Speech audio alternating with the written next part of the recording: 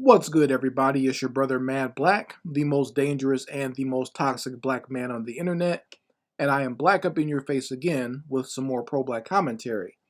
So, I finally got a chance to watch the entirety of that documentary series Quiet on the Set, which talks about the abuse and some of the other disturbing occurrences and just workplace harassment and everything else, racism, everything you could think of going on the sets of a lot of different Nickelodeon shows from the 90s and the early 2000s. And I'm letting you know from the giddy up that this video itself is just going to be a little short overview of my thoughts of the docu-series. I go more in depth on my Patreon where I actually have actual video clips that I go through and give my commentary on and my reaction to. So if you want to go see that there, just go join the Patreon. The link will be in the comments section. Just letting you know that. But I'm going to give you my overall opinion of the documentary here. So first and foremost, just let me say this.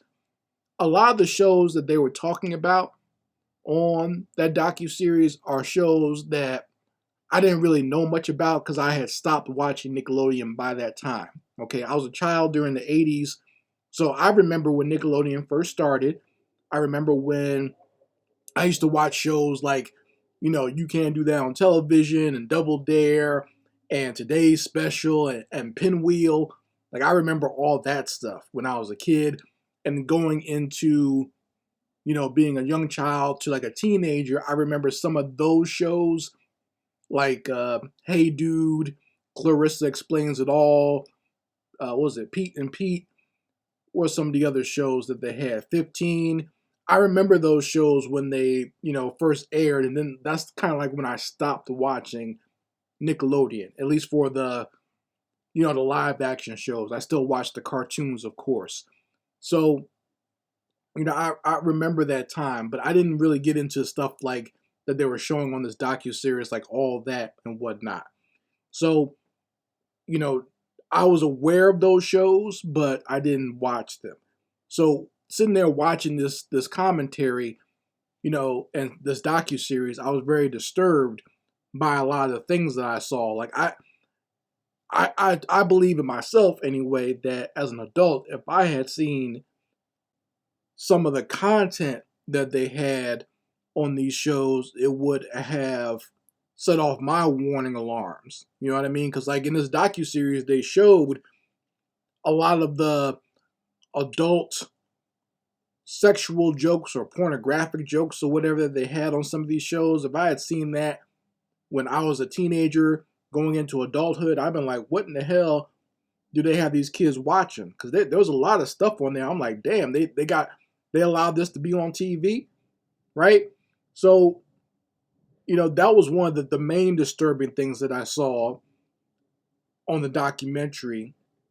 More so knowing the abuse that a lot of the child actors suffered, not just sexual abuse, that was bad, but a lot of those child actors suffered a lot of, like verbal abuse.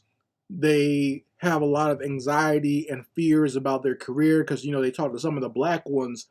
And obviously, the black cast members were thinking like they were going to use this opportunity to help support their family or get their family out of the hood or whatever. And a lot of them wound up being very mistreated or misrepresented in a lot of these sketches. So, just seeing stuff like that, seeing just the abuse that a lot of these child actors, and not even just the child actors, but some of the staff that worked in and around these shows, they were abused too. They were verbally abused and sexually harassed and really just basic workplace abuse. Like there was this whole thing about these two female writers having to share a salary. That's illegal.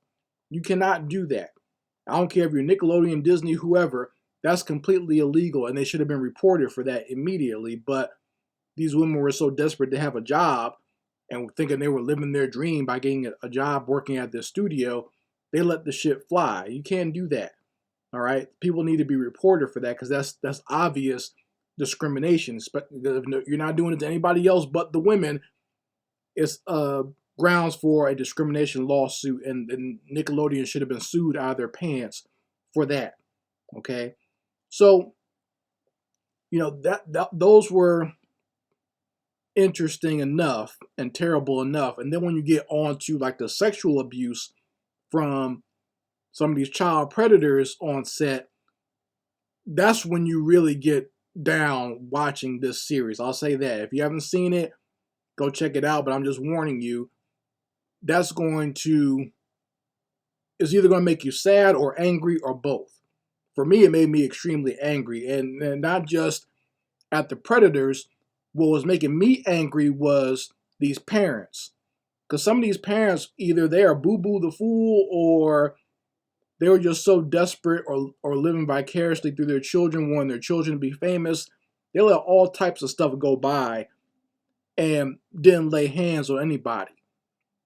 I don't want to get too much into it. I talk about it more on Patreon, but I don't want to talk about it too much here. Not because I want you to pay for it, but because it's so heinous. But the whole story around this production assistant or whoever or production manager that worked on set named Jason Handy, and what he did to this little girl when he was emailing her, that right there would have had me lay hands on somebody, and I would have been locked up. You wouldn't even have to lock up Jason Handy. I would have been locked up if he had did that to my daughter. Okay, if you don't know the story, you can go look it up right now and find out what he did to this little girl. She wasn't even like a main cast member on these shows. She was just an extra. But even so, it's sick. And it pissed me off all to be damned when I saw that part of the show, because I was just sitting there thinking. But once again, I'm looking at the mama. How in the hell are you letting this grown man email your child? Why are they having email correspondence? I would never let that happen. My child's not allowed to email some adult, and vice versa, accept emails from some adult.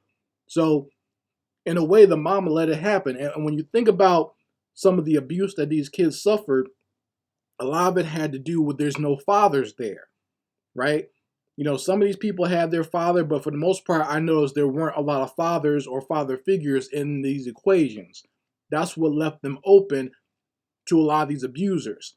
And even in a situation where they talked to one of the main actors who talked about his abuse, Drake Bell, his father was involved, but then the abuser manipulated it in a way to get his father out of the picture so that he could abuse Drake.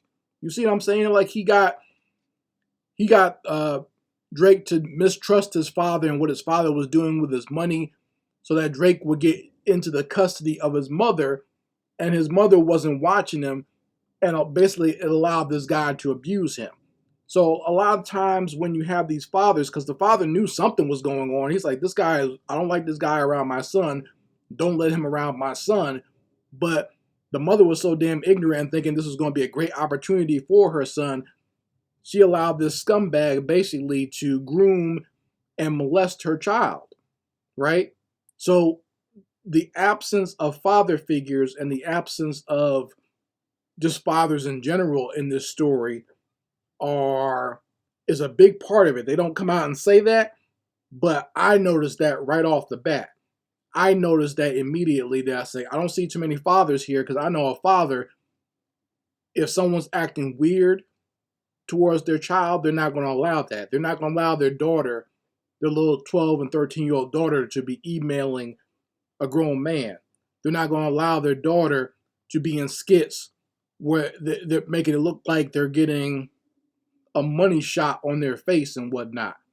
Most fathers with any sense are not going to allow that. But there's the absence of fathers in this series, and that's how a lot of these kids got taken advantage of. So, very interesting documentary series. I do recommend it if you can stomach seeing something like that. I will say one last thing before I go, and that is, I was aware of the actions of Dan Snyder, because they talk about him a lot through this series. I was aware of the scumbaggery and douchebaggery that he was involved in and the sexual harassment and everything else from years ago. Like I remember back in like 2016, 2017, 2018, I remember specifically there was this YouTuber, this white YouTuber at that, not all white YouTubers are bad, but he was exposing Dan Snyder. Not just Dan Snyder, but people like Bryan Singer as well. And he would kind of make these videos and whatnot exposing this scumbag. And, eventually Dan Snyder got let go from Nickelodeon. I think it was around like 2017, 2018. But I remember that this white YouTuber who exposed him, he got his content taken down. Like his whole channel got taken down. Now, I guess he used some video clips from some of these shows, like on Nickelodeon, to kind of expose what type of a pervert that Dan Snyder was. But when people do show like reactions or whatever, if they're doing it in a positive light, Nickelodeon or YouTube allows those videos to stay up. But when you're exposing how demonic these people are and how sick these people are, then all of a sudden YouTube takes it down. Like if you're someone who's actually trying to protect children and protect people from abuse by these scumbags in Hollywood, they don't want to acknowledge your content. They'll take your content down. And it's interesting, like now, years later, now all of a sudden there's this documentary series talking about it, and everyone wants to listen, and everyone can do content about it. It's like almost like the powers that be have said, okay, it's okay for you to talk about this now, but when you were alone exposing this stuff before and taking the narrative the way you want to take it, they don't allow you to do that. Because this guy, he did get into some conspiracy theories about these people doing rituals and whatnot in Hollywood, which I appreciate. I like that type of content. Like sometimes you can go far out with that, but I think he handled it in a mature way, showcasing how sick these people are and how demonic they are. And I think because he took it on in that regard, they didn't want his content on social media. But it's okay for this documentary to be out now. And even thinking about this, Dan Snyder really didn't go to prison at all. He got fired, yeah. Well, let's say this. He really didn't get fired because they gave him a large severance package. Like I saw recently where they were saying, well, Dan hasn't had any jobs in Hollywood recently over the last few years after he lost his job at Nickelodeon. I was like, well, he doesn't need a job. They gave him over $7 million in a severance package. He's good, right? So why would he need to work? You just gave him millions of dollars to just shut up. So I think Nickelodeon is partially responsible in that regard for the abuse, because they still just gave this guy a bunch of money to leave and try to hide him basically. And he still might be getting a paycheck somewhere, somehow. Like, I don't know what the royalties are for some of those shows, but I'm sure he's still getting a paycheck from Nickelodeon some way, somehow, or his production company at the very least. So he's good. He never really faced any type of real punishment for what he did. Yeah, he's been exposed, but when it comes to Hollywood, these fools can just go work with their friends in Hollywood, so it doesn't really make a difference if they're exposed or not. They don't get cast aside or thrown away like so many black celebrities do. So, like, that's the last part I wanted to say about it. I can't really say I enjoyed the documentary based on the subject matter, but it was well done. I'll say that.